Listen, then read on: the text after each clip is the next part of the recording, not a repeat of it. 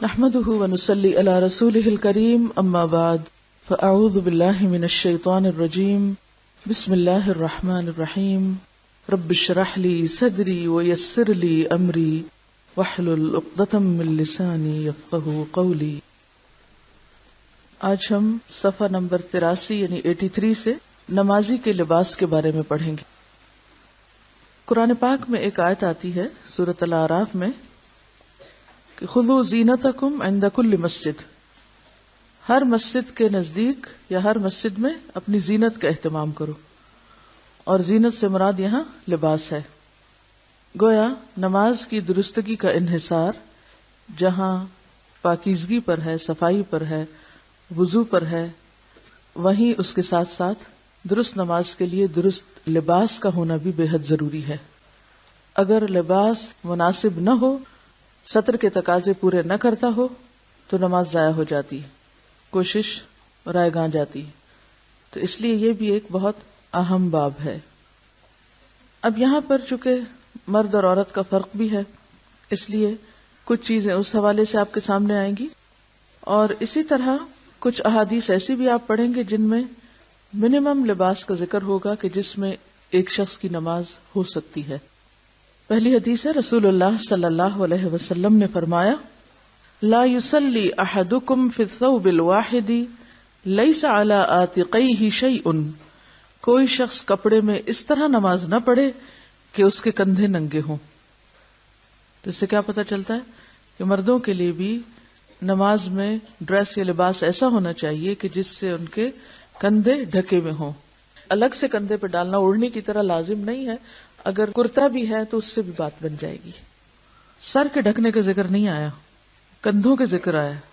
اسی لیے بعض لوگ جب احرام پہنتے ہیں اور ایک کندھا کھلا رکھتے ہیں تو وہ یہ سمجھتے کہ شاید ہر حال میں اسی طرح ہی ہمیں رہنا ہے، اور وہ نماز میں بھی پھر اس کو نہیں ڈھانکتے۔ تو خواہ کوئی احرام پہنے ہوئے ہو یا اس کے بغیر، تو نماز میں دونوں کندھوں کا ڈھکا ہوا ہونا ضروری ہے، کیونکہ یہاں لفظ آ رہا ہے عاتقیہ، دونوں کندھے۔ جہاں تک سر کا تعلق ہے تو سر ڈھانکنا مستحب ہے، پسندیدہ ہے، لیکن اگر کوئی مرد سر نہ ڈھانکے اور نماز پڑھ لے تو ایسا نہیں کہ وہ کوئی غلط کام کر رہا ہے یا اس کی نماز ہوگی نہیں، نماز ہو جاتی ہے۔ سر کا ڈھانکنا شرائط میں سے نہیں ہے۔ حضرت عمر بن ابی سلمہ بیان کرتے ہیں کہ میں نے رسول اللہ صلی اللہ علیہ وسلم کو حضرت ام سلمہ رضی اللہ عنہا کے گھر میں ایک ہی کپڑے میں لپٹے ہوئے نماز پڑھتے دیکھا۔ عمر بن ابی سلمہ کون ہے؟ آپ کے کیا لگتے ہیں؟ ربیب ہیں، حضرت ام سلمہ کے بیٹے ہیں جو پچھلے شوہر یعنی ابو سلمہ سے تھے۔ تو وہ اپنی والدہ کے گھر حضور صلی اللہ علیہ وسلم کو، جو اس وقت آپ کی اہلیہ تھی، نماز پڑھتے ہوئے دیکھتے ہیں کہ ایک ہی کپڑا ہے اوپر سے نیچے تک، کہ آپ نے اس کی دونوں طرفیں اپنے کندھوں پر رکھی ہوئی تھی۔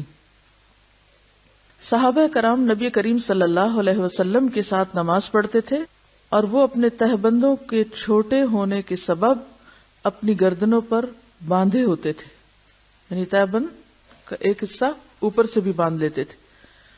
اور عورتوں سے کہہ دیا گیا تھا کہ جب تک مرد سیدھے ہو کر بیٹھ نہ جائیں اس وقت تک تم اپنے سر سجدے سے نہ اٹھانا، کیونکہ اس میں اہتمام تھا کہ کہیں جب وہ جھکے تو ان کی کوئی حصہ ایسا جو قابل ستر ہے وہ نظر نہ آئے۔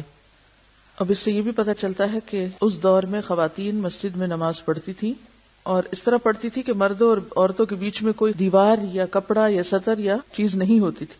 اسی لیے ان کو کہا جا رہا ہے نا کہ وہ بعد میں سر اٹھائیں، تاکہ پہلے مرد اٹھا چکیں۔ حضرت محمد بن المنکدر رحمۃ اللہ علیہ بیان کرتے ہیں کہ میں حضرت جابر بن عبداللہ کے پاس آیا تو وہ ایک کپڑے میں لپٹے ہوئے نماز پڑھ رہے تھے، اور ان کی چادر ایک طرف رکھی ہوئی تھی۔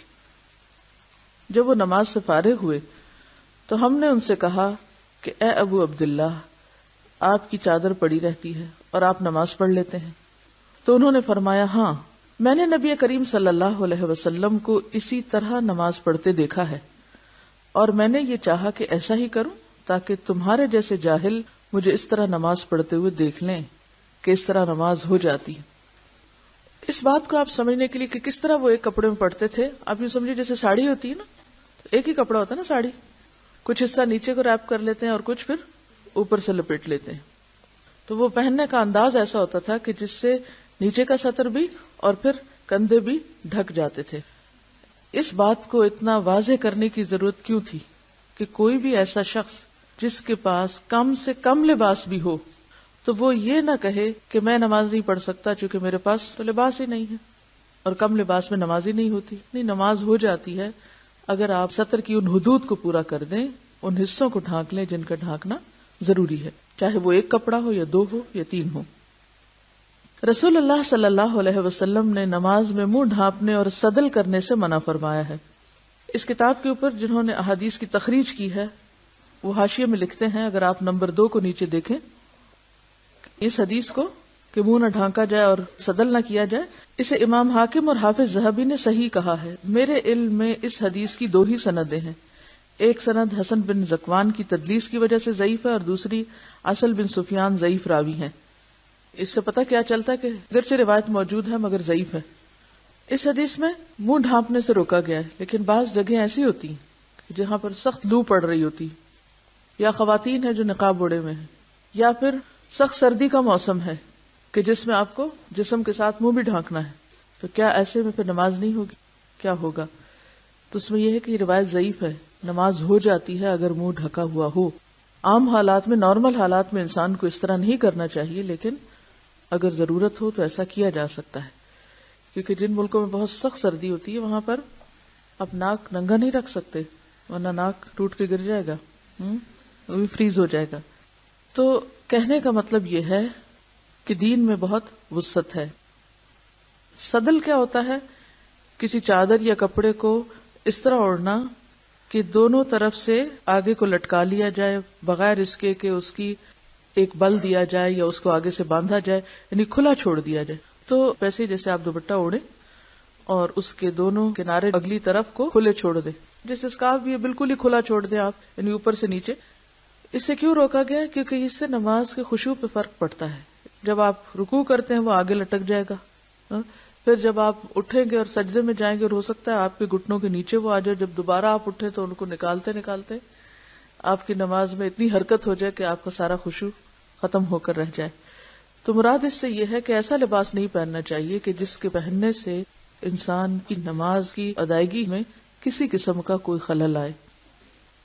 رسول اللہ صلی اللہ علیہ وسلم کے ساتھ عورتیں نماز فجر ادا کرتی تو وہ اپنی چادروں میں لپٹی ہوئی ہوا کرتی تھی. اس سے پتہ چلتا ہے کہ عورت کو چادر میں لپٹ کر نماز پڑھنا چاہیے. رسول اللہ صلی اللہ علیہ وسلم نے فرمایا، بالغہ عورت کی نماز اوڑھنے کے بغیر نہیں ہوتی. تو اس سے یہ پتہ چلتا ہے کہ عورت کو نیچے والے ڈریس کے علاوہ جیسے لمبا قمیض پہنی ہوئی ہے یا کیپ رکھی ہوئی ہے تو صرف وہ کافی نہیں، عورت کے لیے اوڑھنی ضروری، یعنی دوپٹہ ضروری ہے، اب اسکارف کی قسم کا ہو یا پھر سیدھا لمبا دوپٹہ ہو یا چادر ہو، تو یہ لازم ہے. بعض لوگ یہ کہتے ہیں نا کہ اگر ہم نے کوٹ پہنا ہوا ہے اور اوپر سے کیپ پہن لیں اور ہمارا سر ڈھک جائے تو یہ کافی ہے. یا بعض لوگ اسکارف اس طرح اڑتے ہیں کہ وہ سارے کا سارا کوٹ کے اندر ڈال لیتے ہیں اور اوپر سے کوئی چیز لپٹی بھی نہیں آتی، تو یہ درست نہیں. یعنی عورت کی نماز کے لیے کیا ضروری ہے کہ دوپٹہ یا اسکارف یا چادر وٹ ایور اوپر سے اس طرح بکل اس کی ماری جائے اور اس میں نماز پڑھی جائے. یعنی یہ واضح حدیث ہے کہ عورت کی نماز اوڑھنے کے بغیر نہیں ہوتی، دوپٹے کے بغیر نہیں ہوتی. حضرت ام سلمہ رضی اللہ عنہا فرماتی ہیں، عورت اوڑھنی اور ایسے لمبے کرتے میں نماز پڑھے جس میں اس کے قدم بھی چھپ جائیں، یعنی نیچے تک آنا چاہیے، ٹخنے وغیرہ ڈھکے ہوئے ہونے چاہیے. اگر آگے کے پنجے تھوڑے بہت کھل بھی جائیں تو کوئی بات نہیں، جس طرح ہاتھ ہے، لیکن پیچھے سے ایڑیوں تک کپڑا ہونا چاہیے. بعض خواتین نماز پڑھتی ہیں اور تنگ پائچوں کی شلوار پہن لیتی ہے، جب رکوع میں جاتی ہے تو وہ اتنے اونچے چڑھ جاتے ہیں کہ بعض اوقات پنڈلیاں بھی دکھائی دینے لگتی ہیں، تو اس سے نماز درست نہیں ہوتی. یعنی ایسا کپڑا پہننا چاہیے کہ جو پاؤں تک جائے. جب آپ نماز کے لیے کھڑے ہو نا تو اپنے آپ کو اتنا سنبھال کے اتنے کمپوزڈ ہو کہ آپ پھر اپنے لباس اور اپنی ذات کی طرف سے بے فکر ہوں. جب ہم نے کپڑا صحیح سنبھالا نہیں ہوتا تو کیا ہوتا ہے، رکوع میں گئے چادر شریف نیچے، اٹھے اوپر کی، سجدے میں گئے پھر دھڑام سے نیچے، پھر لپیٹے، سارا وقت کھیل میں گزر جاتا ہے. موٹی موٹی ہم نے اون کی پشمینے کی چادریں اڑی بھی ہوتی ہیں، بھاری بھرکم، وہ ہر سجدے رکوع کے ساتھ نیچے. ہر حرکت کے ساتھ اوپر سے اتر جاتی. یا ایسے سلکی دوپٹے ہوتے ہیں کہ سارا وقت انہی کی لپیٹ میں گزر جاتا ہے. پھر اوڑھنی بھی ایسی نہ ہو، یعنی اتنا چھوٹا سا اسکارف کہ جو بمشکل آپ کی گردن اور کان ڈھانکے، اور بعض لوگوں کی تو گردن بھی نہیں ڈھانکتا اسکارف، یعنی اس طرح اسکارف اوڑا ہوا ہوتا ہے کہ پورا سینہ کھلا ہوتا ہے. حالانکہ قرآن پاک میں واضح طور پر کیا ہے، وَلْيَضْرِبْنَ بِخُمُرِهِنَّ عَلَى جُيُوبِهِنَّ، کہ وہ اپنے خمار یا اپنے جو دوپٹے ہیں وہ اپنے سینے پہ ڈالیں. تو نماز میں جو دوپٹہ آپ ڈالیں گے اس سے آپ کا سینہ ڈھکا ہوا ہونا چاہیے، اور اسی طرح گردن، کان، یہ تمام چیزیں. لیکن ماتھا نہیں ڈھکا ہوا ہونا چاہیے کیونکہ سجدے کی جگہ خالی ہونی چاہیے. اگر ایک ماں بچے کو لے کے نکلتی ہے تو اس کا اتنا بھاری بیگ لے کے نکلتی ہے، ساتھ اس میں دودھ بھی، اس میں نیپیاں بھی، اس میں یہ بھی ہے اور وہ بھی ہے. تو اگر ہم کہیں سفر کو نکل رہے ہیں یا کسی فنکشن میں جا رہے ہیں اور بڑی مجبوری ہے کہ ہم بہت ہی بھاری بھرکم لباس میں ڈریس اپ ہوں، جو کہ ہے مجبوری نے ہم نے خود ہی بنا لی اپنے لیے، کیونکہ سب کچھ ہم نے خود ہی تجویز کیا ہوا ہے، تو پھر کم از کم اگر ہمیں پتہ نماز کا وقت آنے والا ہے تو ایک دوپٹہ لپیٹ کے اپنے بیگ میں ڈال لیں، یا ایک ایسی چیز کہ جس سے آپ اپنی نماز تو سکون سے پڑھیں. ویسے تو اگر آپ پوری طرح ڈریس اپ ہیں، حجاب میں ہیں، تو پھر میرا خیال ہے کہ نماز کے وقت میں بھی مشکل نہیں ہوتی. تو نماز کے لیے ایسے دوپٹے بنائیں یا ایسا لباس بنائیں کہ جس میں آپ کو لباس کی طرف سے بے فکری ہو جائے، بس ایک دفعہ پہنا، باندھا، خلاص اب آپ پورے کے پورے نماز کی طرف.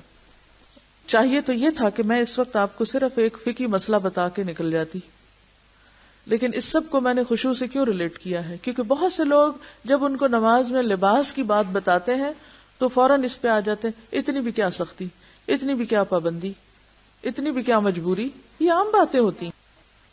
نبی صلی اللہ علیہ وسلم نے فرمایا، اپنی ران کھولو، نہ کسی زندہ یا مردہ کی ران دیکھو، یعنی نہ تو خود ننگے ہو اور نہ کسی اور ننگے شخص کو دیکھو. یعنی اس میں پہلے نہ نہیں لگا ہوا، لیکن اس طرح کا جملہ جب لکھا جاتا ہے تو وہ بعد کا نہ پہلے پر بھی اثر انداز ہوتا ہے. مراد اس سے کیا ہے، یعنی نہ خود دوسروں کے سامنے ننگے ہو اور نہ ہی کسی اور ننگے کو، خواہ وہ زندہ ہو یا مردہ، اسے بھی نہ دیکھو. تو اس سے کیا پتا چلتا ہے کہ اگر آپ کسی مردہ کو بھی غسل دے رہے ہیں تو بالکل اس کو بے لباس کر کے غسل نہیں دیں گے، بلکہ اس کے اوپر ایک چادر ڈال کر اس کے نیچے سے اس کو واش کریں گے. رسول اللہ صلی اللہ علیہ وسلم کبھی نماز میں ننگے پاؤں کھڑے ہوتے اور کبھی آپ نے جوتا پہن رکھا ہوتا تھا. یعنی سفر میں ایسی جگہ پر کہ جہاں جوتا اتارنے کا موقع نہ ہوتا یا زمین گرم ہوتی تو آپ جوتا پہن کر بھی نماز پڑھ لیتے تھے. اب مسجد میں بھی بعض اوقات ایسا ہوتا تھا. کیوں؟ اس لیے کہ مسجد کا صحن کچا تھا، کنکریاں بچھی ہوئی تھی، اور پھر جب سخت گرمی ہوتی تھی تو فرش بہت تپ جاتا تھا. لیکن یہ یاد رہے کہ بلا وجہ تو جوتا لے کے مسجد میں نہیں جانا چاہیے، کیونکہ ہمارے جوتوں کی ساخت ایسی کہ اس میں نجاست پھنس بھی جاتی ہے بعض اوقات، تو بہت کیئرفل ہونا چاہیے. اگر کبھی ایسی ضرورت پیش آ بھی جائے سفر میں یا کسی ایسے مقام پر کہ جہاں آپ جوتا نہیں اتار سکتے، جوتا چوری ہونے کا ڈر ہے، تو اس میں پھر انسان یہ ضرور میک شور کرے کہ جوتا پوری طرح صاف ہے. کہنے کا مطلب یہ ہے کہ جوتے کا اتارنا نماز میں فرض نہیں، لازم نہیں. اگر وہ صاف ہے تو اس کے ساتھ بھی نماز ہو سکتی. جیسے بچے وغیرہ اگر کھیلنے کے لیے جاگرز یا رنرز پہنتے ہیں اور وہ صاف ہیں اور کہیں بھی کھیلتے کھیلتے نماز کا وقت آتا ہے تو وہ وہیں پر ان سمیت بھی نماز پڑھ سکتے ہیں اگر وہ صاف اور پاک ہے. اس سے دین کی سہولت پتہ چلتی ہے. لیکن آج کل مسجدوں میں جیسے قالین بچھے میں ہیں یا صفیں وغیرہ ہوتی ہیں، مصلی وغیرہ بچھا ہوتا ہے، چٹائیاں، تو اس پر اگر آپ باہر سڑک سے گندے جوتے لے کر چلے جائیں تو ساری مسجد گندی کر دیں گے آپ. تو وہاں تو لے جانے کی ضرورت ہی نہیں ہے. اس لیے ہمارے ہاں خاص طور پر اس چیز کو میک شور کرتے ہیں کہ جوتا نہ پہنا ہوا ہو، یا جوتا لے کر کوئی اندر نہ آئے. سڑکیں بازار بھی تو اتنے گندے کر دیے نا ہم نے. لیکن اگر ایسی جگہ ہو کہ جہاں آپ کے لیے جوتا اتارنا ممکن ہی نہ ہو، مثلا آپ سفر میں یا موسم کی شدت ہے، سخت سردی ہے یا سخت گرمی ہے، تو آپ جوتے سمیت بھی نماز ادا کر سکتے ہیں. نبی صلی اللہ علیہ وسلم نے فرمایا، جب تم نماز ادا کرو تو اپنا جوتا پہن لو یا اسے اتار کر اپنے قدموں کے درمیان رکھو. یہ بھی کتنی عمدہ نصیحت ہے. بعض لوگ جوتے اتار کے دوسروں کے منہ کے سامنے رکھ دیتے ہیں. اگر آپ کو کہیں مسجد میں یا حرم میں نماز پڑھنے کا اتفاق ہوا ہو تو بعض اوقات لوگ یا اپنے منہ کے آگے رکھ لیتے ہیں یا پھر اپنے پیچھے رکھ دیتے ہیں جو کسی اور کے منہ کے آگے آ رہا ہوتا ہے، یعنی اس کے سجدے کی جگہ پر. تو جس وقت آپ نماز میں کھڑے ہوں تو پھر کیا کریں؟ جوتے پہ جوتا رکھ کے اس کو لپیٹ کے دو پاؤں کے بیچ میں رکھ لیں. یعنی کتنی اچھی تہذیب ہے جو آپ صلی اللہ علیہ وسلم نے سکھائی کہ اس میں نہ خود کو تکلیف ہوگی اور نہ ہی کسی اور کو.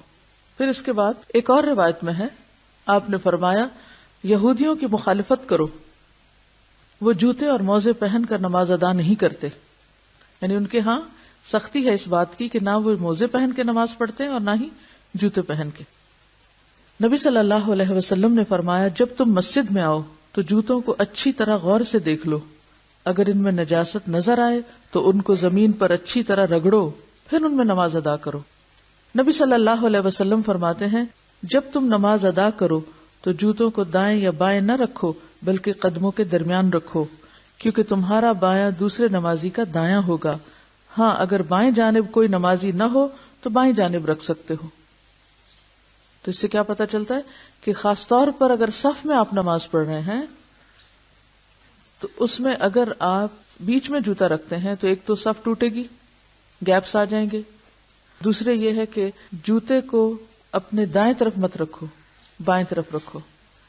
ہاں اگر صف کا اینڈ ہو رہا ہے اور بائیں جانب کوئی بھی نہیں تو پھر کیا کرو، وہاں رکھ سکتے ہو سامنے یا پیچھے رکھنے کی بجائے. یا پھر اگر بیچ میں نہ رکھنا چاہیں تو بائیں طرف اگر کوئی نہ ہو تو پھر آپ بائیں طرف رکھیں.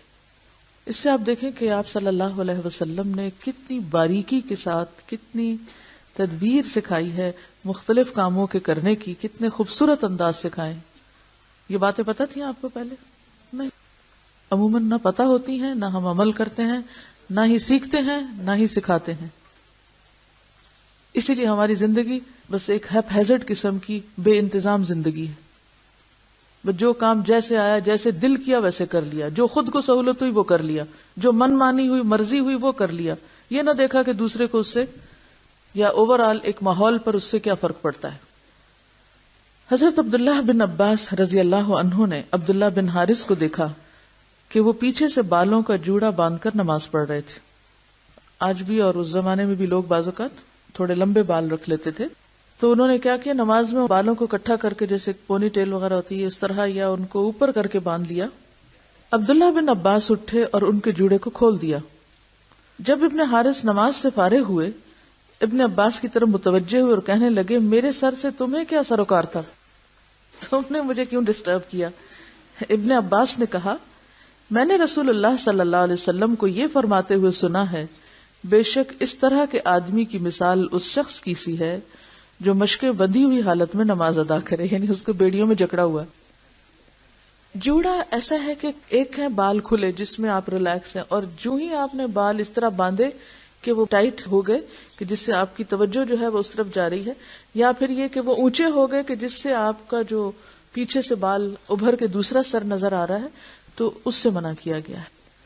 تو اس سے یہ پتہ چلتا ہے کہ نماز میں انسان بالکل ریلیکس رہے، بالکل یکسو رہے، کیونکہ اگر انسان اس وقت کسی بھی چیز میں بندھا ہوا اپنے آپ کو فیل کرتا ہے، اور اس سے صرف جڑا ہی نہیں بلکہ ٹائٹ لباس یا اس طرح کا لباس کہ جس میں انسان خود کو قید محسوس کرے اور پورا خشوع نہ آ سکے، تو وہ نماز کی خشوع میں رکاوٹ بنتا ہے.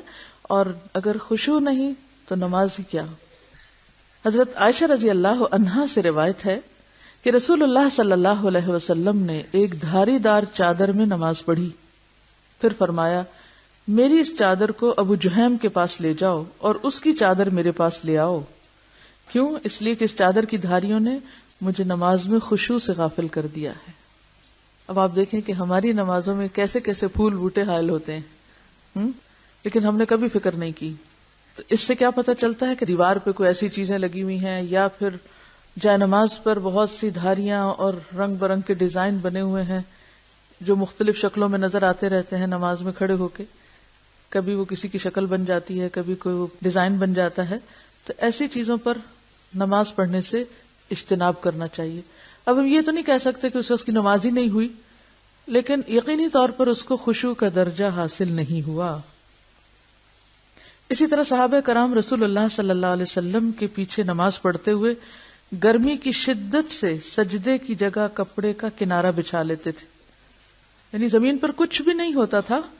وہ جب نیچے آتے سجدہ کرتے تو اپنے ہی لباس کا ایک حصہ سجدے کی جگہ پر رکھ لیتے تھے اور اس پہ سجدہ کر لیتے. یہ ایسے ہی ہے جیسے مثلاً آپ کسی ایسے کارپٹ پہ نماز پڑھیں جو انتہائی گندا ہے. کئی دفعہ ایسا اتفاق ہو جاتا ہے نا, آپ کسی شادی میں جاتے ہیں, شادی کے موقع پر تو لوگ کھانا خود بھی کھاتے ہیں, پلیٹوں میں بھی چھوڑتے ہیں اور کارپٹ کو بھی کھلاتے ہیں, پھر بہرحال باقی لوگ اس کو صاف تو کر دیتے ہیں. لیکن اگر کبھی کسی ایسے موقع پر آپ کو نماز پڑھنی پڑے تو سجدے میں خشوع نہیں آتا, کیونکہ اندر سے ایسی اسمیل اور ایسا گھٹن محسوس ہوتی ہے کہ انسان ٹکا نہیں سکتا سر. ایسے میں کوئی جائے نماز نہیں. تو کیا کریں آپ؟ مثلا اگر آپ اسکارف اوڑے ہوئے ہیں یا آپ دوپٹہ اوڑے ہوئے ہیں تو نیچے جا کر اپنے ہی دوپٹے کو کارپٹ پہ بچھا کے اسی کے اوپر سجدہ کر لیں, تو اس سے آپ کی نماز بہتر ہوگی, اس میں خشوع آئے گا. جہاں تک ان سارے احکام کا تعلق ہے, اس میں دو بڑی باتیں سمجھ آتی ہیں. یعنی لباس کے سارے چیپٹر کو پڑھنے کے بعد دو چیزیں سمجھ میں آتی ہیں. ایک تو یہ کہ انسان جب اللہ کے حضور حاضر ہوتا ہے یا نماز پڑھتا ہے تو وہ ایسے ہی ہے جیسے کسی بادشاہ کے دربار میں جاتا ہے. جب آپ کسی بڑے سے ملنے کے لیے جاتے ہیں, اس کی ملاقات کے لیے, تو آپ کیا کرتے ہیں؟ صاف ستھرے ہو کر جاتے ہیں نا, سج بن کے جاتے ہیں, کپڑے پہن کے جاتے ہیں, فارمل ڈریس میں جاتے ہیں نا. آپ نے دیکھا ہوگا کہ بعض گیدرنگز ایسی ہوتی ہیں کہ جن میں انویٹیشن کے پیچھے ڈریس کوڈ لکھا ہوتا ہے, حالانکہ وہ انسانوں کی قائم کردہ مجلس ہے. تو اگر ان میں ڈریس کوڈ کا اہتمام ضروری ہے تو خالق کائنات اور بادشاہ کائنات کی مجلس میں ڈریس کوڈ کا اہتمام کیوں ضروری نہ ہو؟ اسی لیے جو پہلی آیت میں نے آپ کو سنائی تھی اس میں کیا تھا؟ خذوا زینتکم عند کل مسجد, کہ نماز میں زینت کا اہتمام کرو. اور زینت سے مراد یہاں صاف ستھرا لباس ہے, ستر والا لباس ہے, کیونکہ لباس بہرحال انسان کی شخصیت پر اثر انداز ہوتا ہے. اس کے صرف ظاہر پر نہیں, اس کے باطن پر بھی اثر انداز ہوتا ہے. آپ جس طرح کا لباس پہنتے ہیں آپ کے دل کی کیفیت ویسی ہی ہو جاتی. کبھی محسوس کیا آپ؟ اگر آپ ہاف سلیوز پہنے ہوئے ہوں تو آپ کی فیلنگ اور ہوگی, آپ ٹائٹ ڈریس پہنے ہوئے ہوں تو آپ اور طرح چلیں گے, اور طرح سوچیں گے. اور اگر آپ ڈھیلا ڈھالا کیجول لباس پہنے ہوئے تو اور طرح. رات کو اگر آپ سونے کا لباس پہنے ہوئے تو آپ کی سوچ اور آپ کی کیفیت اور ہوگی. اور اگر آپ کہیں گھر سے باہر ہیں اور باحجاب ڈریس میں ہیں تو آپ کی فیلنگ ہی اور ہو جائے گی. تو یہ ایک مانی ہوئی بات ہے کہ انسان کے جسم کے اوپر جو کچھ ہے وہ صرف اوپر نہیں رہتا بلکہ اس کے اندر تک اثر انداز ہوتا ہے. تو نماز میں چونکہ خشوع شرط ہے, قد افلح المؤمنون الذین هم فی صلاتهم خاشعون, لہذا ہر وہ کام ہمیں کرنے کی ضرورت ہے جس سے نماز میں خشوع آئے, جس کے لیے نمبر 1 طہارت کی ضرورت ہوتی ہے, نجاست سے پاک ہونا ضروری ہوتا ہے. نمبر 2 باوضو ہونا ضروری ہوتا ہے. نمبر 3 پھر صحیح لباس میں ہونا ضروری ہوتا ہے. تو لباس کا ایک مقصد جہاں خالق کائنات کے سامنے زیب و زینت میں جانا ہے, اللہ کی ملاقات کے وقت ایک اچھی حالت میں ہونا ہے اور ایک فارمل ڈریس کوڈ کے ساتھ ہونا ہے, وہاں دوسری طرف نماز کی خشوع و خضوع کا اہتمام بھی ضروری ہے. اور اس لباس کا مقصود یہ بھی ہے کہ نماز میں خشوع آئے اور دھیان اللہ ہی کی طرف رہے. اس لیے لباس میں بھی ہر وہ چیز منع کر دی گئی جو کسی بھی طرح خشوع پر اثر انداز ہو. آپ دیکھیے کہ نماز میں جو التفات قلبی ہے اس سے منع کیا گیا ہے. التفات کا کیا معنی ہوتا ہے؟ ملتفت ہونا. اس نے میری طرف کوئی التفات نہ کیا. التفات کیا ہے؟ توجہ کرنا, مائل ہونا. تو نماز میں اللہ کے علاوہ کسی دوسری چیز کی طرف مائل ہونا یا توجہ کرنا درست نہیں. دائیں یا بائیں جھانکنے سے منع کیا گیا ہے. یہ 2 طرح کا ہوتا ہے التفات. نمبر 1 التفات قلب اور نمبر 2 التفات بصر. التفات قلب کا کیا مطلب ہوتا ہے؟ اللہ کی طرف سے دل ہٹا کر غیر اللہ کی طرف لگانا. اور التفات بصر کیا ہے؟ اللہ کی طرف سے نظر ہٹا کر غیر اللہ کی طرف لگانا. یہ دونوں چیزیں منع ہے. جب تک انسان نماز کی طرف متوجہ رہتا ہے اللہ تعالیٰ اس کی طرف متوجہ رہتے ہیں, اور جب دل یا آنکھ کی توجہ غیر اللہ کی طرف ہو جاتی ہے تو اللہ تعالیٰ بھی اس سے اعراض کر لیتے ہیں, منہ موڑ لیتے ہیں. نقصان کیا ہے التفات قلبی یا التفات بصر کا؟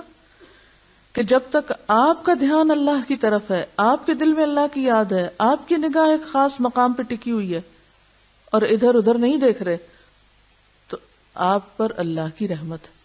اور اگر آپ نے منہ موڑ لیا تو اللہ تعالیٰ بھی منہ موڑ لے گا. رسول اللہ صلی اللہ علیہ وسلم نے فرمایا، مسند احمد، ابو داؤد اور نسائی کی روایت ہے، نمازی جب تک نماز میں ادھر ادھر نہ جھانکے تو اللہ تعالیٰ اس کی طرف متوجہ رہتے ہیں، مگر جب اللہ تعالیٰ سے دھیان ہٹا لیتا ہے تو اللہ تعالیٰ بھی توجہ پھیر لیتے ہیں.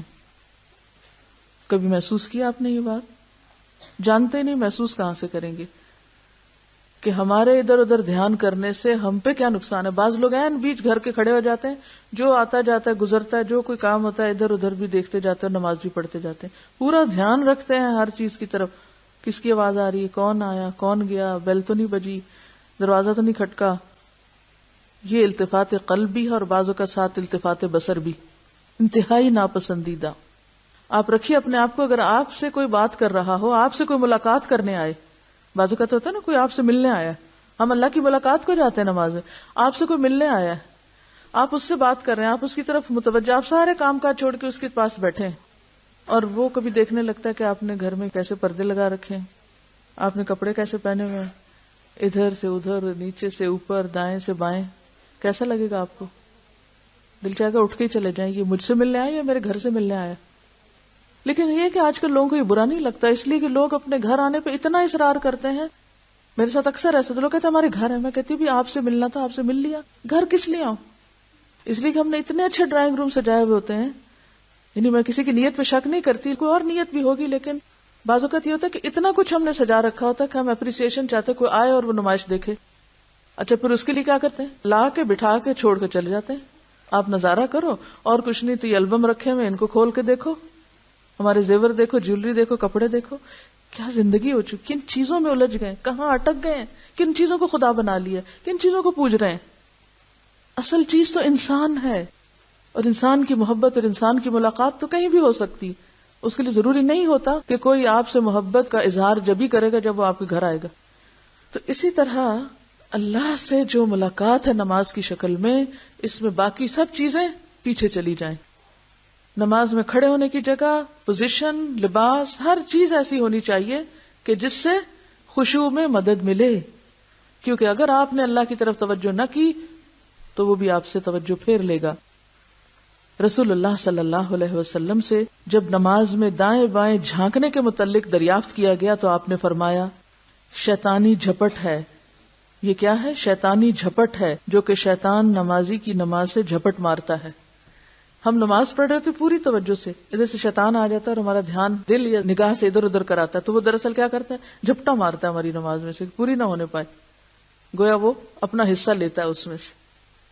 ایک حدیث میں آتا ہے، یقول اللہ تعالی الی خیر منی، الی خیر منی، اللہ تعالیٰ فرماتے ہیں کیا مجھ سے بہتر کسی اور ہستی کی طرف جھانکتا ہے؟ کیا مجھ سے بھی اچھی کوئی چیز ہے؟ مجھ سے بہتر تجھے کچھ نظر آ گیا کہ ادھر دیکھتا ہے؟ آپ ذرا اس چیز کو محسوس کریں کہ جب ہم دھیان ہٹا کے کوئی اور ہی باتیں سوچنا شروع کر دیتے ہیں اور کوئی اور ہی چیزیں دیکھنے لگتے ہیں یا کہیں اور ہی کان لگا دیتے ہیں، اور توجہ نماز میں تو کم ہوتی ہے اور ادھر ادھر بہت زیادہ ہوتی ہے، تو اللہ تعالیٰ کیا فرماتے ہیں؟ الی خیر منی، کدھر دیکھتے ہو؟ مجھ سے اچھی کوئی چیز مل گئی تم کو؟ حسان بن عطیہ کا قول ہے، دو آدمی ایک ہی نماز میں کھڑے ہوتے ہیں، لیکن ان دونوں کے درمیان زمین و آسمان کا فرق ہوتا ہے. ایک ہی نماز پڑھ رہے ہوتے ہیں دو لوگ، ایک ہی صف میں کھڑے ہوتے ہیں، لیکن دونوں کی نماز میں زمین اور آسمان کا فرق. کیسے؟ ایک کا خیال پورا اللہ کی طرف، اور دوسرا بھی بظاہر ایسے ہی نظر آ رہا ہے کہ وہ بھی نماز ہی پڑھ رہا ہے، لیکن اس کے دل کا دھیان اور سوچیں اور خیالات معلوم نہیں کہاں کہاں سرگرداں. لہذا ایک وہ اوپر جا ملاقات کرتا ہے اپنے رب سے، اور ایک وہیں بھٹکتا پھرتا ہے. نماز کی تو اصل حقیقت ہی یہی ہے کہ انسان اللہ سے ملاقات کرے، اللہ سے ملنے جائے، اور ایسی نماز انسان کے گناہوں کا کفارہ بنتی. اور ایسا ہی شخص جب نماز سے فارغ ہوتا ہے تو اس کے دل کا حال کیا ہوتا ہے؟ کیا حال ہوتا ہے جب آپ اچھی سے نماز پڑھ کے اٹھیں؟ ایسا لگتا ہے ایک بوجھ ہٹ گیا، خوش ہو کر آپ نکلتے ہیں اس سے. اگلی نماز کا انتظار کرتے ہیں، کیونکہ آپ کو خوشی ملی نا، کیونکہ جس چیز کو آپ انجوائے کرتے ہیں اسے آپ بار بار کرنا چاہتے ہیں. لیکن چونکہ ایک نماز ہی ٹھیک نہیں پڑھتے، لہٰذا اس میں مزہ نہیں آتا، تو اگلی کہاں سے پڑھنے کو دل چاہے گا. تو وہ کیسی نماز ہوتی ہے جسے آنکھوں کی ٹھنڈک کہا جاتا ہے، جسے دل کا سکون کہا جاتا ہے، جو روح کی تسکین کا سبب بنتی ہے، جو دنیا میں ہی اس کو ایک جنت کا مزہ چکھا دیتی، جیسے وہ جنت سے ہو کے آ رہا ہے. ایسی خوشی اس کے دل کو دیتی، اور جسم بھی اور دل اور روح ہلکا پھلکا ہو جاتا ہے. جیسے کہ آپ صلی اللہ علیہ وسلم فرماتے ہیں کہ نصلی فنستریح بصلاتنا، ہم نماز پڑھیں کہ ہم نماز سے راحت پائیں، آرام پائیں. آپ کیا فرماتے تھے حضرت بلال کو؟ یا بلال اقم الصلاۃ ارحنا بہا، بلال نماز قائم کرو، یعنی اذان دو تاکہ ہم نماز پڑھیں اور ہمارا دل اس سے خوش ہو جائے، ہمیں راحت پہنچے. یہ دنیا کی مصیبتوں نے ہمیں گھیرے میں ڈالا ہوا ہے، ہم ان سب سے نکل کر اپنے رب سے ملنے جائیں، ارحنا بہا، راحت پائیں. ایک اور جگہ پر آپ نے فرمایا جعلت قرۃ عینی فی الصلاۃ، میری آنکھوں کی ٹھنڈک کس میں رکھ دی گئی؟ نماز میں. اور جو شخص اچھی نماز پڑھتا ہے تو اس شخص کو ایک راحت اور سکون اور خوشی خود کو ملتی تو ہے، اس کے ساتھ نماز بھی اس کے لیے دعا کرتی ہے. اور جو شخص نماز کو بگاڑتا ہے، نماز اس کے لیے بد دعا کرتی ہے. کہتے ہیں نا نماز نور ہے یا برہان ہے. تو بات یہ ہے کہ نماز اٹھتی ہے نا، جب نیک عمل اٹھتا ہے، جب آپ نماز پڑھتے ہیں تو وہ اوپر اٹھا لیا جاتا ہے، اور وہ اس حال میں اٹھتی ہے کہ وہ نمازی کو دعائیں دے رہی ہوتی ہے. کیا دعا دیتی ہے؟ حفظک اللہ کما حفظتنی، اللہ تیری حفاظت کرے جیسا کہ تو نے میری حفاظت کی. اللہ تیری حفاظت کرے، نماز کی دعا لیتا ہے انسان جیسے تو نے میری حفاظت کی. لیکن جو شخص نماز میں خشوع و خضوع نہیں کرتا تو وہ اس کو ضائع کر دیتا ہے. اور حدیث میں آتا ہے کہ وہ پرانے کپڑے کی طرح لپیٹ کر نمازی کے منہ پہ ماری جاتی ہے.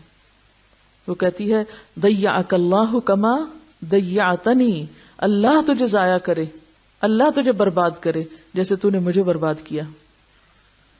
رسول اللہ صلی اللہ علیہ وسلم نے فرمایا کوئی مومن پوری طرح وضو کر کے نماز کے لیے وقت پر اٹھ کر اسے ادا کرے، اسے بے وقت نہ کرے، نہ اس کے رکوع اور سجود اور باقی ارکان میں کسی قسم کا نقص آنے دے، تو وہ سفید اور نور سے چمکتی ہوئی اللہ عز و جل کی طرف اٹھائی جاتی ہے، جس کی روشنی سے مشرق و مغرب چمک اٹھتے ہیں، حتیٰ کہ چڑھتے چڑھتے اللہ تعالیٰ کے پاس پہنچ جاتی ہے.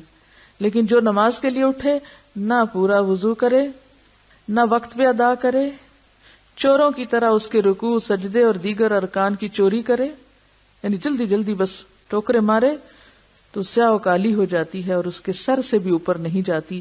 اسے بد دعا دیتی ہے کہ خدا تجھے اسی طرح ضائع اور برباد کرے جس طرح تو نے مجھے ضائع اور برباد کیا. اس لیے کس قدر ضروری ہے کہ ہم سارے کاموں میں سے سب سے پہلے اپنی نمازوں کی طرف توجہ فرمائیں، ان کی حفاظت کریں. اور یہ جتنے مسئلے مسائل بتائے جا رہے ہیں، یہ اس لیے نہیں کہ یہ کہا جائے کہ اتنی بھی کیا ریجیڈیٹی کہ اگر دوپٹہ آگے پیچھے ہو گیا، اگر کپڑا باریک ہو گیا تو کیا فرق پڑتا ہے. نہیں، یہ سب کچھ نماز کی حفاظت کے لیے ہے، نماز کو صحیح معنوں میں ادا کرنے کے لیے ہے. وآخر دعوانا ان الحمد للہ رب العالمین. سبحانک اللہم وبحمدک، نشہد ان لا الہ الا انت، نستغفرک ونتوب الیک.